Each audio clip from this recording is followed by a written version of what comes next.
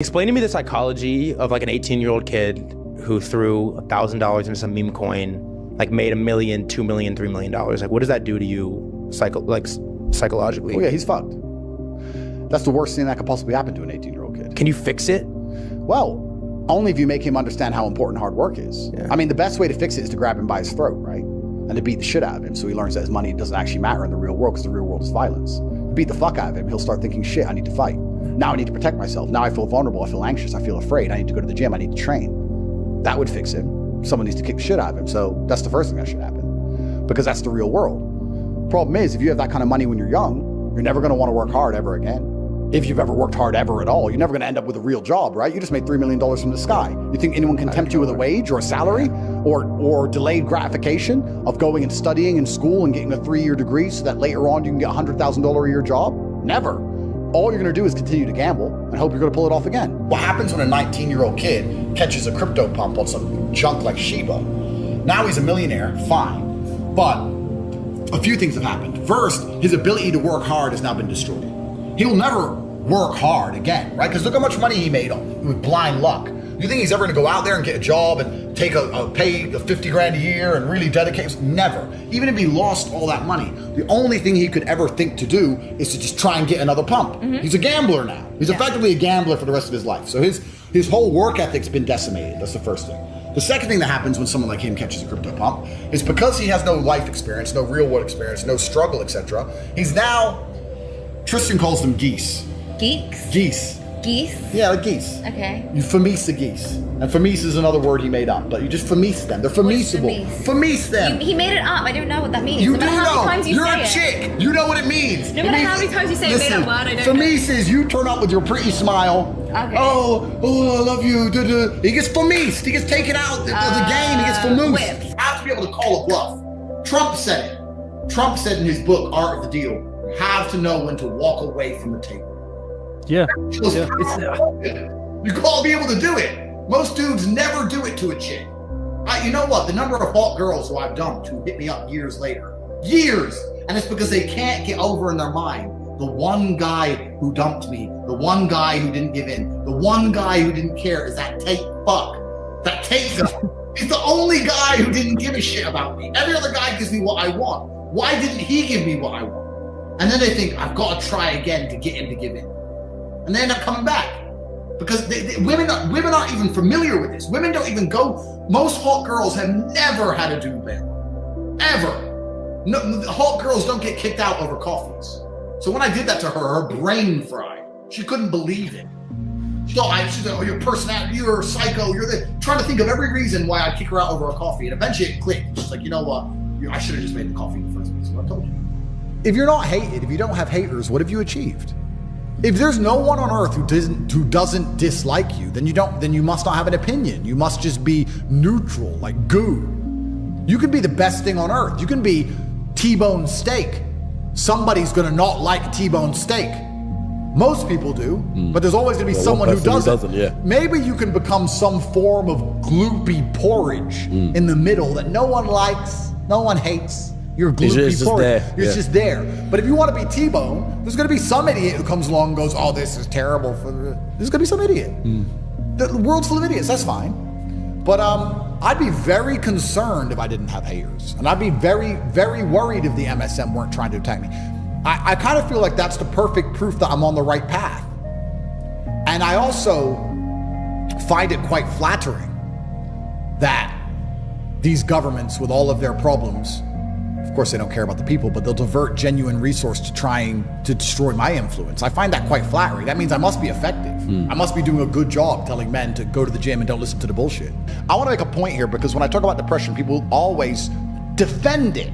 I said this, I was having a conversation with somebody. By the way, hold on. Defending what? You have depression, I have depression, but we don't sit around fucking moping about it. But the depressed people do. This is the interesting. So you can't get mad at us for not going in the motion that you want to go about. You're trying to say that you're getting mad at me for saying that I don't sit in my depression. Yeah. I'm not saying that depression doesn't exist. I'm saying that I'm not giving it flowers. Everything is a mustard seed. Yep. If you water that bullshit, it's going to fucking grow. Completely. What I don't understand is that the reap and sow is everything that anyone does. But people will reap one thing, and then when they're sowing this bullshit, they'll be like, wait, why did I get this? Why did I get this? Yep. I'm like, because you were fucking, you planted this crop, but every single day you were talking about that crop. Yep. Absolutely, completely true. And I said this many times before.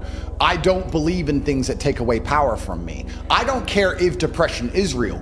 I don't care if I'm wrong. I don't believe in something that takes away power from me, because I can't become depressed if I don't believe in depression. And that allows me to shield my mind from the idea of being a depressed person. Unless you've suffered and had a difficult life and have a bunch of interesting stories and war stories and all the things we're talking about, all the bad things, you're going to suffer to build a personal brand anyway. If you're born into a rich family and your life goes well and everything's fine and now you have a bunch of money and you try and start a personal brand based on the fact that you have money, nobody's going to care. Nobody's interested in all the good things that have happened to you, and nobody's interested in how nice your life is. Nobody cares.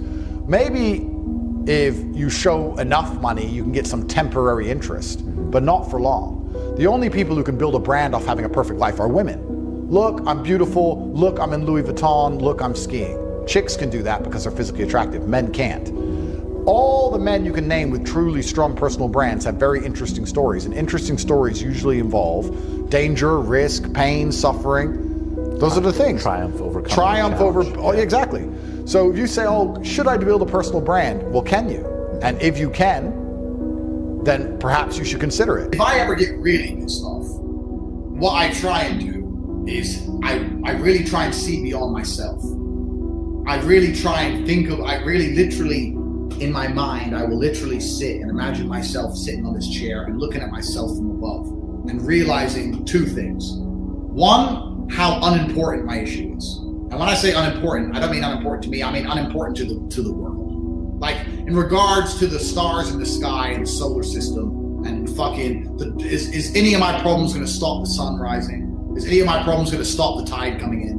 Like, it's just the reality of the world is that how much I am upset, it really doesn't matter in the grand scheme of things. That's the first thing. And two is that anger can be channeled into anything. Anger can be channeled into inaction as much as action. So, like, if a girl really pisses me off, I'll take all that anger and channel it into not texting her. That's an inaction. But I'll sit and think, you know what? I know what the right thing to do is. If you sit long enough, no matter how angry you get, you take a few seconds as a full-grown man, sit, decide the right course of action, and put the anger in the correct direction. People often talk about being happy, and what they do is they talk about being happy in the same way a child in their very giddyish Christmas morning happiness. You know, like, hee, I'm happy. That's never going to be long-lasting. That's going to be temporary. If you were like that all the time, you wouldn't even get anything done, right? You wouldn't even be a mature adult. So the idea that you're out here searching for that feeling permanently is asinine and it's immature. That is certainly happy, sure. But I've changed the paradigm of where happiness is. For me, anything above distraught is happy. Besides 3 or 4 monumentally destructive events that are going to happen throughout my life, like a loss of family member or something, unless I really, really feel down, I'm happy. So if I wake up, it's not I'm thinking if I'm happy or not. If I'm not devastated, I'm happy. It's black or white. If it's not black, it's white. So even if I wake up and I'm furious and I'm stressed and I'm pissed off and I got much to do, I'm still happy. I've decided I'm happy. My happiness barrier isn't this little giddyish at the top. My happiness is everything besides feeling distraught. That's how I've designed it in my mind. If I meet somebody who's broke, I think they're an idiot. And I catch myself going, is that bad? Am I elitist? Or do I sit down now and I just say, no, I started lower than you and beat you. How are you poor? You're lazy. Okay, fair enough. I was gonna say, why would you say if they're an idiot if you were once in that position as well? No, I was, but I got out. And I think one of the 3, there's only 3 reasons you can't get rich in the world today, which is either you're stupid, you're lazy, or you're arrogant. And I find the most common one is lazy and arrogant. It's not stupid. There's nobody at home who is too stupid to become rich. I'm sure anyone watching this podcast right now, if you were to sit down next to me and I were to say, do this, do this, do this, do this, do this, you could do it. Of course you could. But you're too lazy to learn how to do it yourself. And you're too arrogant to listen. And you're too arrogant to listen. It's not about being stupid. You're lazy or arrogant. It's one of the two. Those are the 2 most common factors of people. So when I meet people who have truly failed and they pretend to me that they didn't want to fail, I know they're one of the 3. And it's usually arrogant. I don't have time for negative people. And especially when negative people come out with their sub stories, I guess I'm kind of fortunate that God has put me through so many difficult things. When people tell me their sub stories, I'm sitting there going, is that it? You're a fuck up because of that? You should have seen what I had to do. Like, so I don't even want to hear it. I'm uninterested in it. And you're right.